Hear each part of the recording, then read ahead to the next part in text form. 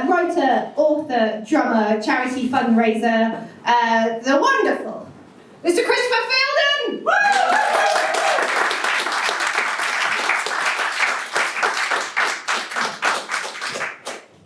For the little one. Thank you very much.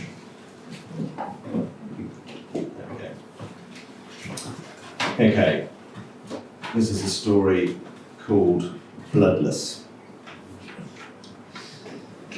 Mirrors don't lie, that's why I avoid them. I know I ain't pretty, got a broken nose, teeth that make my tongue look like it's in prison, face like a tattoo and scar crash. I'm called Ton because I weigh a ton. Well, I don't, just look like I do. Me and the dark make nightmares together. But I'm 60. At 60 you can't contend. Not with men half your age, not with men a third your age. You're done. I started out working in factories. Manual work, lifting, moving, packing, boring. Wanted to do something different, something better. Joined a gym, worked out, boxed, studied Krav Maga, met people, got invited to fight, said yes. The fight took place in a derelict warehouse, in a cage. No rules, I won. I wasn't just good, I was exceptional. I had speed, strength, stamina, power, no fear, no remorse, gave me the advantage. Worked hard, became notorious, gamblers loved me, king of the cage, got a manager, he looked after me, went legit, earned good money, kept on winning. I was unbeatable. Problem is, you're only unbeatable until time takes you to bed and fucks you. I had the sense to stop before I got beat. Actually, that ain't entirely true. My manager had the sense to make me stop before I got beat. My name became legend. Could Kane have taken me at my prime? Could Ruin? Maybe. We'll never know. There now.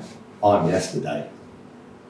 My manager thought I had a future hosting fights, doing interviews, running a gym. Shows how much he knew me. No reason to train meant no training. No training meant no routine. No routine meant no rules. No rules meant I could do whatever I wanted.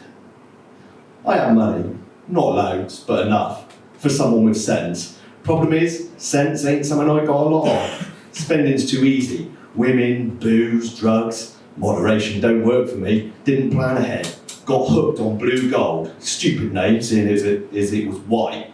Didn't matter what colour it was. Made me feel good. Snorted too much of it. Lost part of who I was. Ended up taking a bath in Shit Creek, using piss for shampoo. Woke up one morning on the floor, in a bus stop, covered in filth. My filth. It was lunchtime. People with jobs, with families, with lives, looking, staring, avoiding, pity in their eyes, disgust, lowest I'd fallen. Not the lowest I'd fallen. I stumbled into an alley, hid in a bin, big metal dumpster. It stank, rancid, but I felt better, away from people, out of sight. Then a shadow gave me a little black card. Yeah, that's right, a shadow. Whoever it was, they looked like a shadow to me. Not sure how I got out of the bin, or what I did in between. I remember it was dark, I was in a kid's playground, me and a few other fuck-ups sleeping under a climbing frame. Felt the card being pressed into my hand.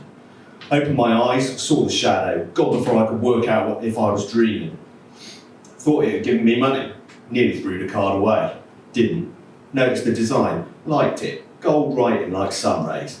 Title said, Which Way? Spelled W-I-T-C-H. Under that it said, I deal in magic. There was a phone number. Things were bad. I wanted magic, needed it. If the card wasn't a witch's, maybe it was a hooker's. Maybe she'd listen, made me feel better. Used the last of my change to call. We talked. Turns out witch wasn't a typo. She thought magic was real, possible. I almost hung up. Almost. Her voice was kind, genuine. I listened to her. She was good with words. I decided to meet her, find out if her witchcraft bullshit was witchcraft or bullshit. She had a hut by the river. It looked like crap from the outside, covered in weird graffiti. Made me think voodoo. Inside was different, warm, inviting, safe.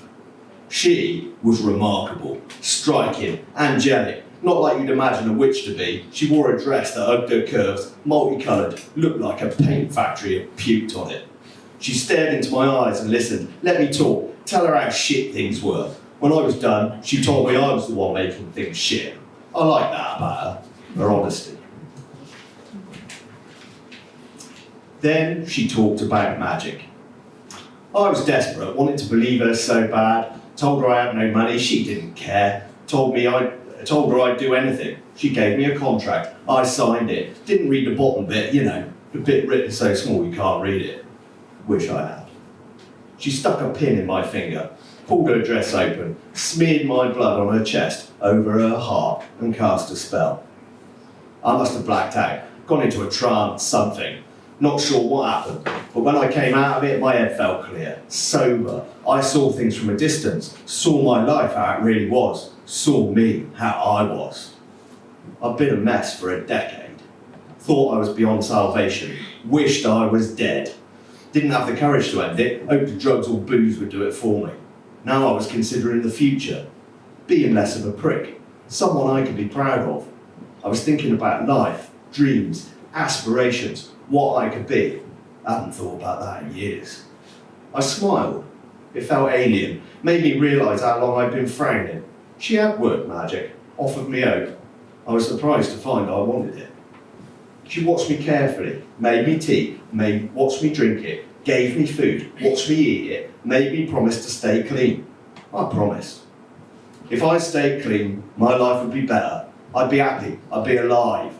If I didn't, the magic would be wasted. I'd be back where I was, snorting, drinking, waking in bins, wishing I was dead.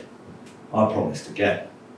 She took my hand, opened my fingers, and pressed my palm onto her chest, over her heart.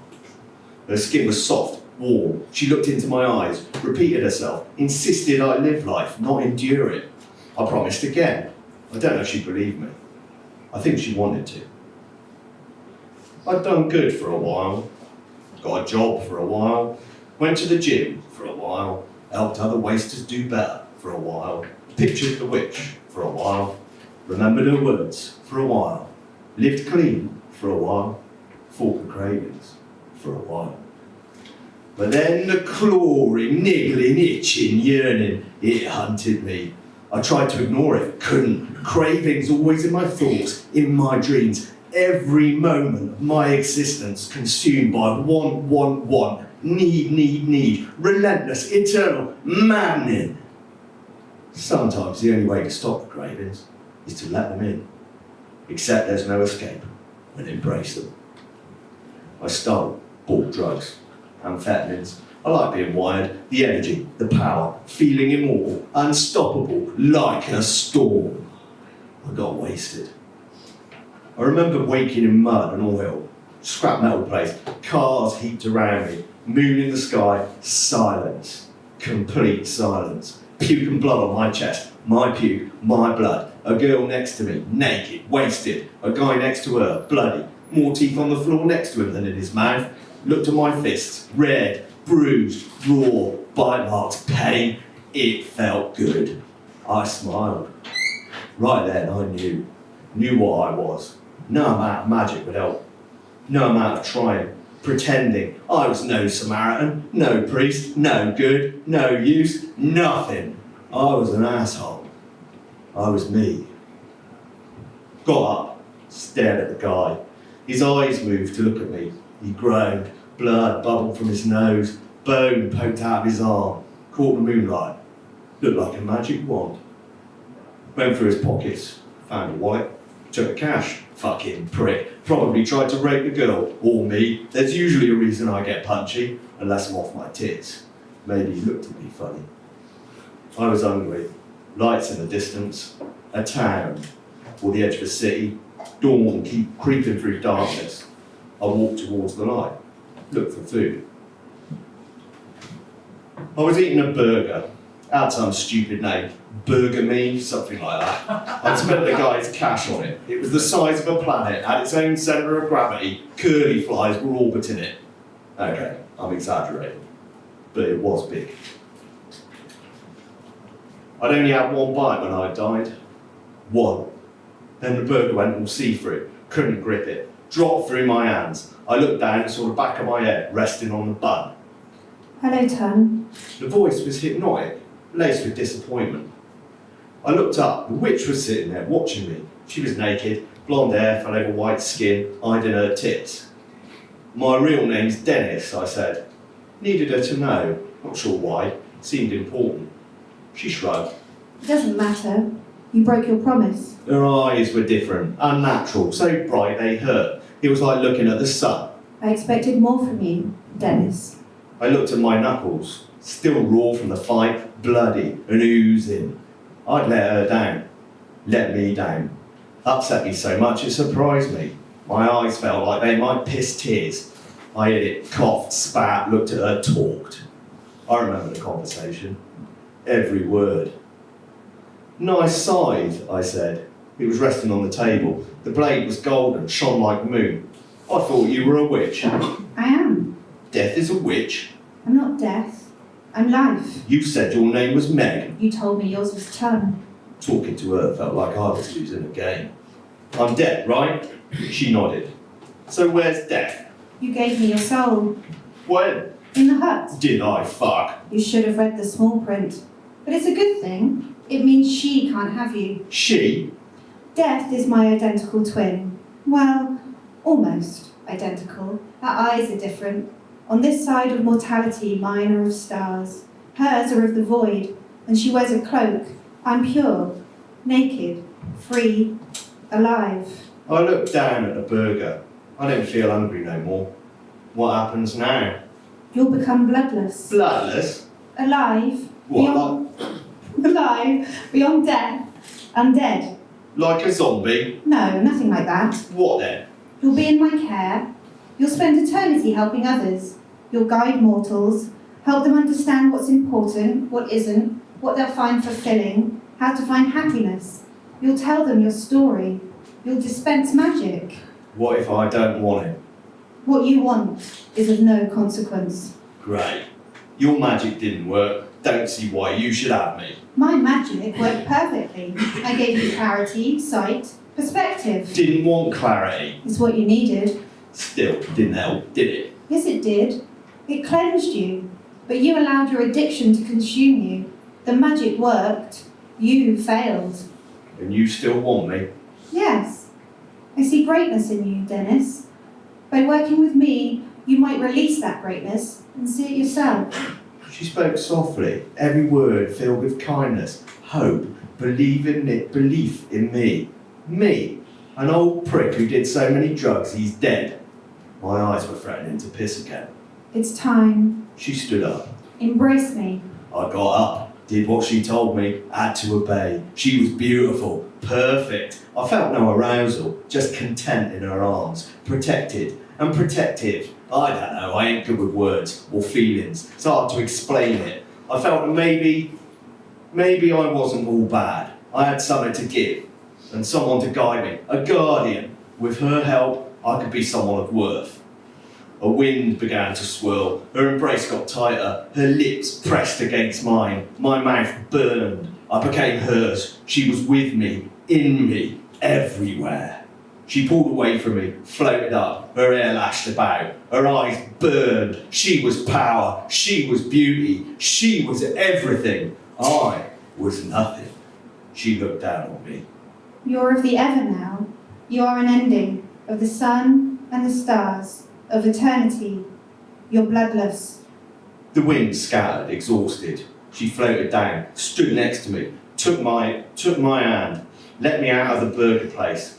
No one looked, no one cared, no one saw what I saw. We stood on the street, the sun was bright, but it didn't warm me.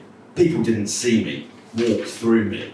You will be seen by those who seek something better, those who have the propensity to give everything in return for clarity, those with hope, those who seek magic. Then she taught me everything. And now I'm sitting here, in Life's Up, talking to you. She must see something in you. Hope, strength, something.